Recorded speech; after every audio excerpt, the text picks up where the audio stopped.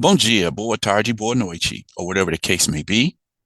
My name is Marcus, and I am the host of the Black Brazil Today YouTube channel, as well as the blackbraziltoday.com blog, where I analyze Brazil from the perspective of race. So today I want to tackle a topic that it happened probably sometime last week. Maybe it might have been even about I don't know, about five, well, maybe about 10 days ago. Might have been more. It looks like it's approaching about 2 weeks that this happened. I'm just now able to get to this story. I've said before, just the demands of life.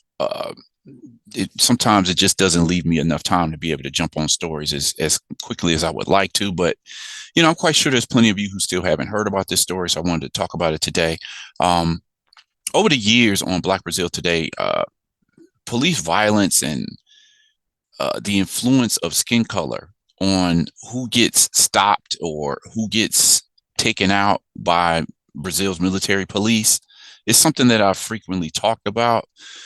I haven't really approached it a lot on the YouTube channel, but every now and then I do have to bring this topic up because, as much as I love and I've been into Brazil for, a quarter of a century now, actually, well, almost a quarter of a century. These are just the realities of what happens in Brazil.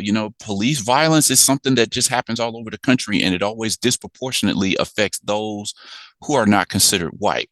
Now, take that for how you want to see it, but the data is very clear on this.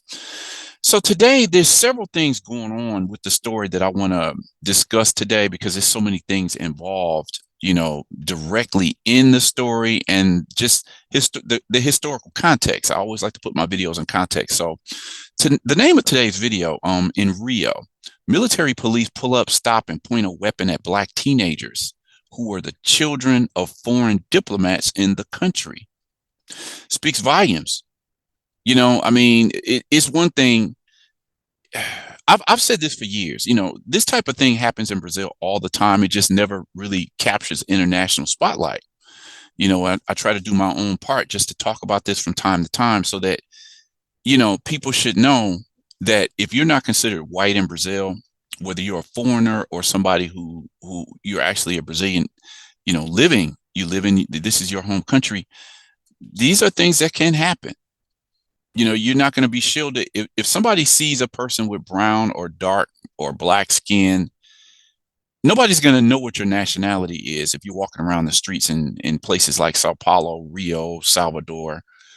It's not going to matter. They're just going to see a black kid walking down the street or a black body walking down the street. So this is what I wanted to talk about today. This incident happened. Like I said, it's going on 2 weeks now. I'm just not being able to get to it. But before I get into it, definitely like this video, share this video, subscribe to the channel, and click on the notification bell. With that said, let me get directly into the video and just some of the details behind it.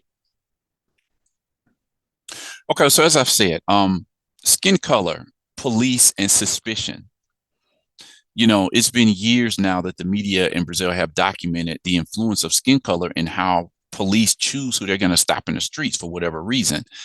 Black people are 2.7 times more likely to be killed by Brazil's military police forces than non-black people. And when I say black, I'm going to include black and brown people, well, let's just say non-white people. As I've just said this a few minutes ago, there's 4 events that's tied together, 2 current and 2 historical. So let's just get into this for the day. Military police accused of racism when pointing a gun at Black teenagers who are the children of diplomats. The teenagers are children of diplomats from Canada, Gabon, and Burkina Faso. Families point to racism in the police approach. I got several sources for today's story. The Terra website, Alma Preta, and the Federal University of Rio Grande do Sul Journal of the University. So on Wednesday night, July 3rd, security cameras from a building in the Ipanema region of Rio de Janeiro captured the moment when military police approached 4 teenagers between the ages of 13 and 14 and pointed guns at the group. 3 of the 4 teenagers are Black and the children of diplomats. The family of one of them denounces that there was racism during the police approach. Okay. Security camera, you could check out the video. What I'm asking is that if you see a video like this, as you watch this video, just imagine How would you feel if this were your kids? If these were your kids, you were vacationing in Rio or whatever, and all of a sudden a police car comes up and gets out of the car and points weapons at your teenage kids. I mean, just how would you feel about that? The recording was released by the journalist Guga Noblat on social networks, along with the report of her sister-in-law, Rihanna Hondon, who is a mother of one of the boys. In the publication, she says that her nephew, who is white, was with his three friends on Rua Prudente de Moraes when the case occurred. So you see here the teenagers crossing the street here, and police pull up on them. They getting out of the car as if they killed somebody or something. The families of the victims were vacationing in the city, a trip that had been scheduled for months. According to Noblat, the police officers pointed their weapons at the three Black teenagers, the children of diplomats from Canada, Gabon, and Burkina Faso, during the approach. Rihanna Rondon says they experienced in the first hours the worst form of violence. The case occurred around 7 p.m. when they returned to the house and left one of their friends at their residence. They were abruptly approached by military police armed with rifles and pistols, and without asking anything, they pushed the boys, all minors, against the condominium wall. 3 of the 4 teenagers are Black. With a gun to their head and without understanding anything, they were violated, says Rainara. According to the report, the boys were forced to take off their jackets and go through a search witnessed by the building's doorman. In the images, it's possible to see the group being forced to lean up against the wall for the search, described by the mother as disproportionate and witnessed by the building's doorman. They were asked where they were from and what they were doing there. The 3 Blacks didn't even understand the question because, as they are foreigners, children of diplomats, and therefore they couldn't respond. Caetano, the white boy, and my son said they were from Brasilia and that they were tourists. After noticing the mistake, they released the boys, but first warned them not to walk on the streets as they could be stopped again. The images, the testimonies, and the account of the teenagers are clear. There's no doubt the stop was racial and criminal, she says. Listen to what the police said. So it's the kids, the teenagers are walking down the street minding their own business. They don't even speak Portuguese. So they spoke to them in their own languages. The police get the idea like, oh, these aren't Black kids from Rio. These are Black kids from other countries. And then they still tell them, that this could happen again. Don't walk the street as you could be stopped again. So, I mean, what does that say to you? That says to me, and the data shows this, the stories that I've done on this over the past decade, 12, 13 years, shows this, that if you're Black walking down the street in Rio, Sao Paulo, wherever in Salvador Bahia, you're bound to be stopped simply because of your skin color. And they said, look, don't walk. How do you tell somebody don't walk the streets? Because this could happen again. That's very telling that police, not only their actions, but such a warning. I know that wouldn't make me feel safe just walking down the streets in Rio, because nobody's going to mistake me for being white either. She ends by saying that her family has been going to Rio de Janeiro for years and has never witnessed anything like this in Ipanema with her children. Now, a lot of you are familiar with some of Rio's more beautiful beaches, Ipanema, Copacabana. This happened in the Ipanema region. It's a seemingly safe place. It depends on for whom.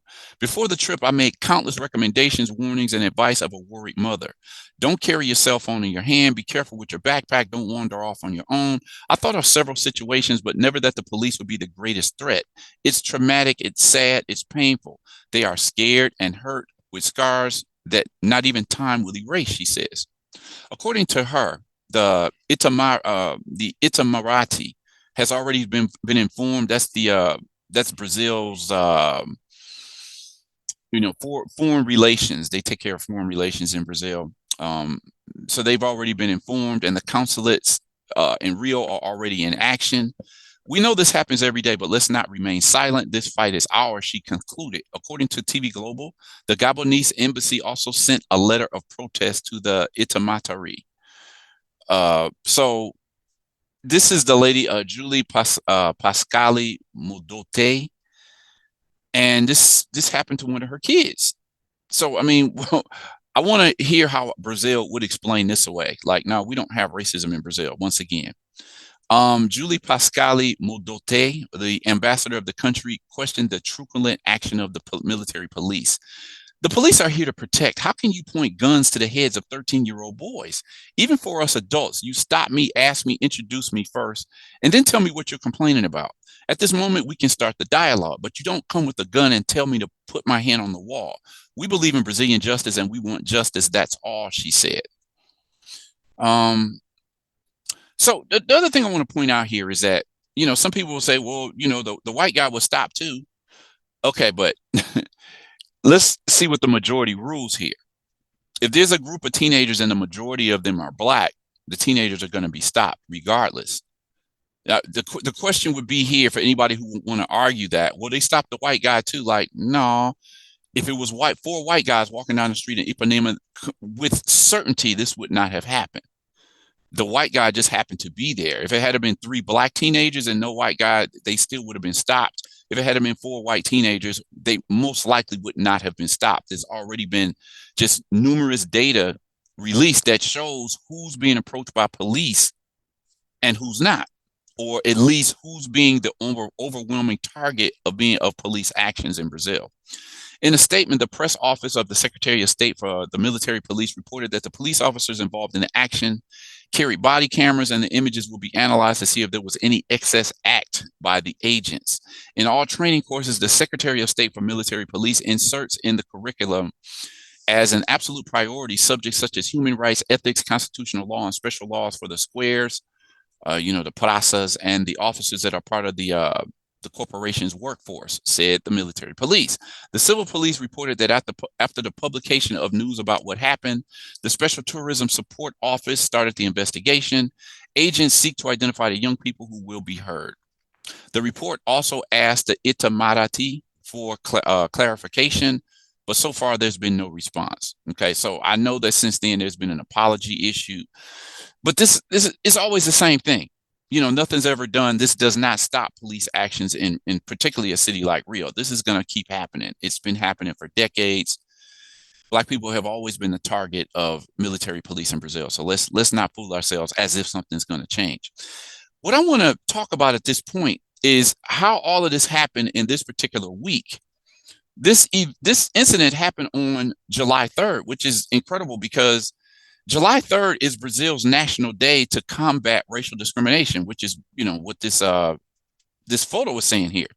This is the famous African-American dancer, Catherine Dunham, and this is one of Brazil's most prominent civil rights Black activists, Abdias do Nascimento. I've always introduced him as sort of the closest thing that will come to a Martin or Malcolm would be Abdias do Nascimento. He passed away in 2011 at the age of 97. So he was involved with making a fuss about what happened to this African-American dancer in 1950. And this is what led to the National Day Against Racial Discrimination, which is July 3rd, the same day that this happened to these teenagers in Rio. July 3rd is the National Day to combat racial discrimination. In 1951, Law 1390, also known as the Afonso Arinos Law, was approved, the first to deal with the subject. Now, the reason why that's important is that for decades after the 1888 abolition of slavery, Brazil denied that they had racial problems. They denied it, even with social scientists starting in the 1940s reporting that Brazil has serious problems with racial discrimination. Just how is it that we're going to assume there's no racial discrimination? And you had 350 years of slavery in Brazil that enslaved persons of African descent. Okay, so the important thing to point out here is that it took an incident by an African-American who was in Sao Paulo for them to enact their first law against racial discrimination. It's like Black Brazilians have been complaining about this for decades after abolition. It's always been ignored. It's always been denied. No, Brazil has a racial democracy, they would say.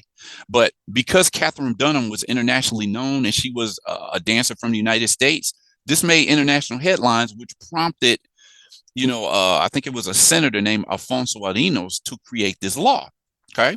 It took some time for Black Brazilians to have a law on racial discrimination in the legal system. The crime of racism is present in the Constitution of 1988. The Penal Code punishes racial injury. We have Law 7716 from 1989 as well. According to Lucia Silva, a professor at the university, what is it, Unesp University, which is located in Sao Paulo, saying that racism existed in Brazil was not good for the good neighbor policy that the country was trying to pass over onto the whole world. Again, this myth of the racial democracy. In 1950, the African-American dancer, director, and choreographer Katherine Dunham, founder of Ballets Negros, was prevented from staying at a luxury hotel in the city of Sao Paulo because she was Black. The incident was widely reported in the Brazilian and international press, gaining prominence, especially in the Black media.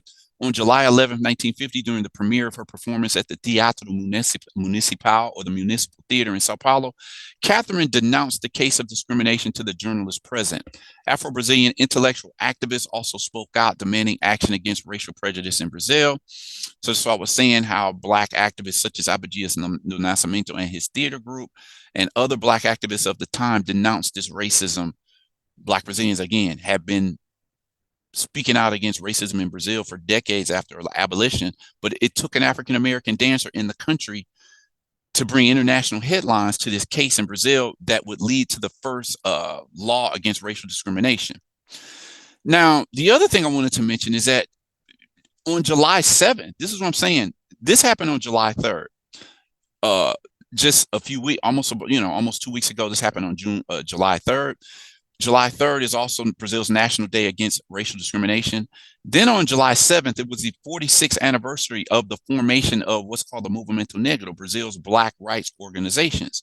So on July 7th, 1978, 46 years ago, on the steps of the very same Municipal Theater in Sao Paulo where Katherine Dunham performed, Afro-Brazilian activists came together to form the Movimento Negro Unificado, meaning the Unified Black Movement. The MNU emerged during military dictatorship, which lasted from 1964 to 1985, with the goal of becoming a referential landmark in the fight against racial discrimination in the country. For many of the members, the MNU played an important role in making Brazil recognize itself as racist. Consisting of several groups, the main objectives of the Movimento Negro were denounce permanently every kind of racism and organize the Black community. Although Black Brazilians continued to experience racism after the abolition of slavery in 1888, two incidents led to the movement's organization.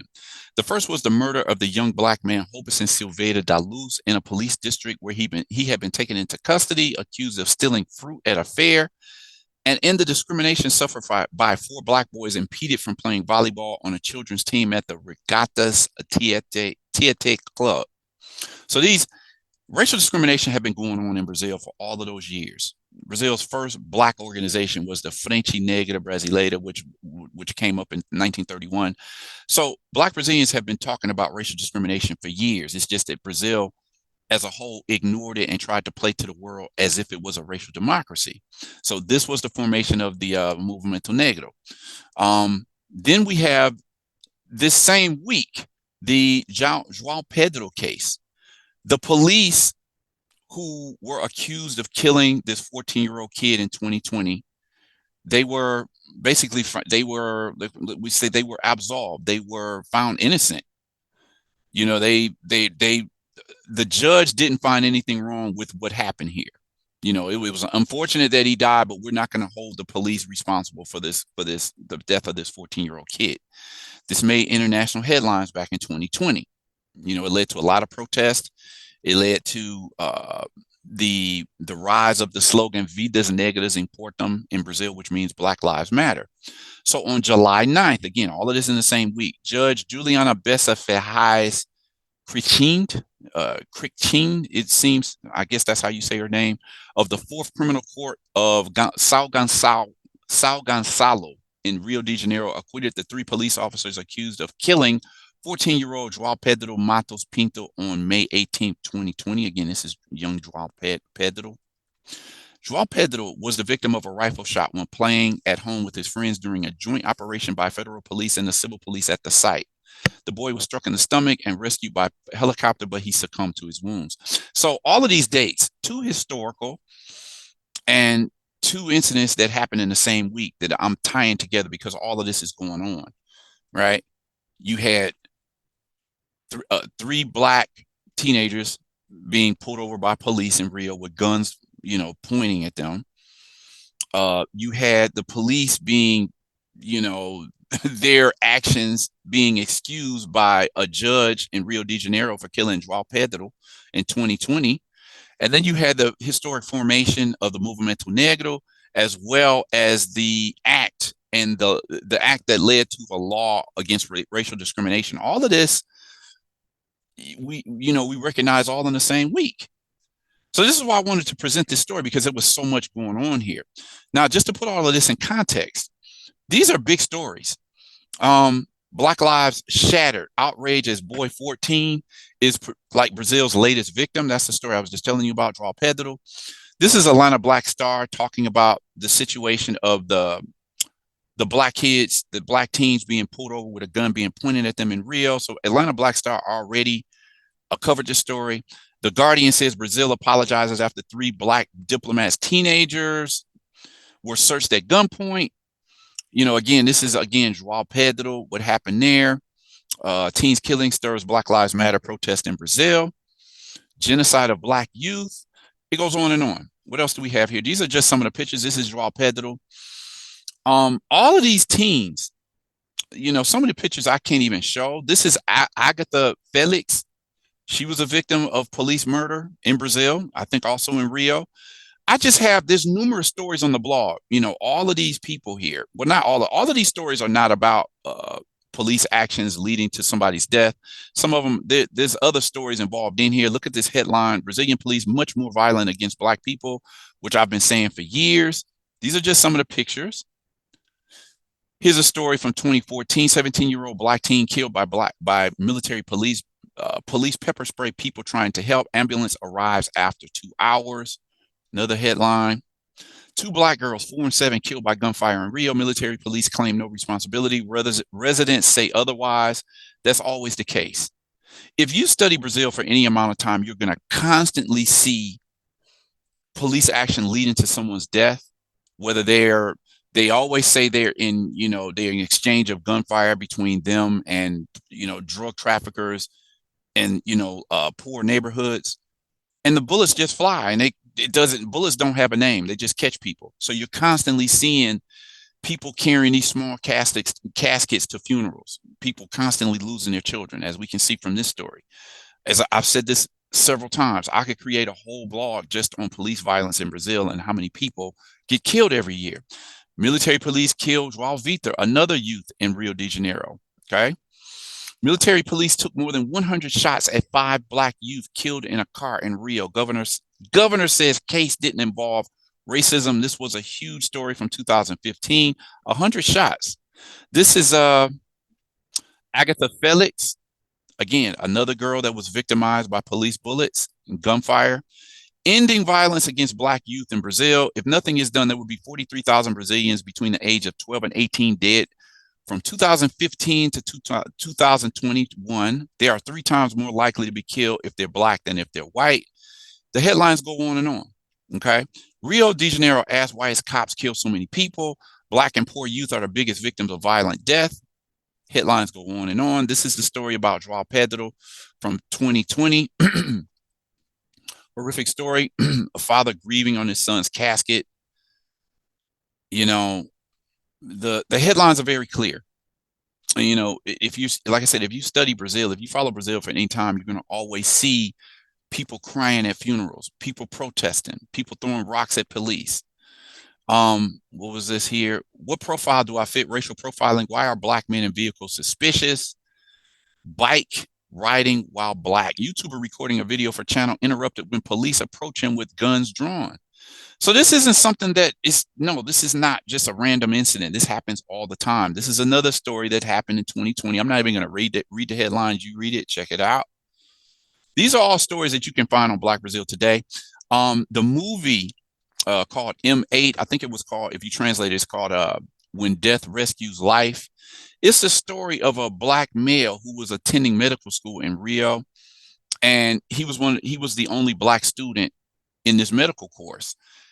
And as part of the course, they were studying just corpses that were coming in, and he noticed all of these bodies were black bodies, mostly black males, and it just started messing with him. Like, he's the only black kid at a medical school or in this particular course. Why is it that all of the bodies that they're analyzing for their studies our Black bodies. So this was a really chilling movie by Jefferson Day is how you pronounce it. They call him Brazil Spike Lee, but incredible movie. It really displays the reality of being a Black youth in Brazil these days. This is a video from 2018. These guys have so much, it's like a military presence in Brazil. If you're Black, pay attention. As government sends in army to police streets, 3 Black men release how to survive in Rio de Janeiro in an advice video. It's a shame that you have to tell people how they have to survive because of police actions in Brazil. Black and mixed race people represent 63% of those who say they have been stopped and searched by police in Rio de Janeiro, despite representing 48% of the population. So these are just real numbers. Racism in the police force, why Black people are stopped more frequently by police. In a discussion in the Supreme Court, police stops based on racial profiling are the main driver of necropolitics in Brazil. So this isn't anything that I'm trying to, people will say, oh, you're making too much out of this. But when you look at the numbers of people being murdered by police in Brazil, people being stopped regularly, just like these 3 teenagers who were not from Brazil, when you see these stories consistently, what conclusion do you come to? I'm just saying, I love Brazil, but this is unfortunately, this is an everyday part of the experience of being Black in Brazil. So anyway, I just wanted to share this story. I'm not particularly happy having to, talk about these type of stories, but this is reality. This is what goes on in cities like Rio de Janeiro. So anyway, want to know what you thought about this particular story? Drop a comment in the comment section, like this video, share this video, consider subscribing to the channel. Click on that notification bell also so that you know when I put up a new video. And with that said, I'm going to end this video here and request that you all come back. Check out the next video that I post.